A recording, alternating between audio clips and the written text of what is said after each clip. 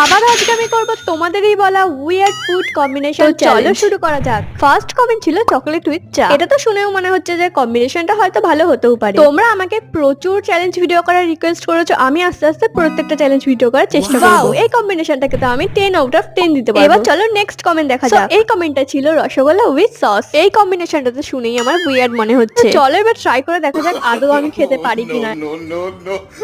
এই কম্বিনেশনটা কিন্তু সত্যি উইয়ার্ড। নেক্সট কমেন্ট ছিল আইসক্রিম উইথ সস। তো আমি এখানে নিয়েছিলাম আমুলের একটা কাপ আইস। চলো এই কম্বিনেশনটাকে ট্রাই করে দেখা যাক। এটা দেখতে যতটা উইয়ার্ড লাগছে আমার কাছে কিন্তু এর টেস্টটা ততটাও খারাপ লাগেনি। এই আইসক্রিমের ফ্লেভারটা যেন হয়তো টমেটো সসটা একটু অন্যরকম লাগছে। এই কম্বিনেশনটা তো ওকে ওকে ছিল। চলো এবার দেখা যাক নেক্সট কম্বিনেশন।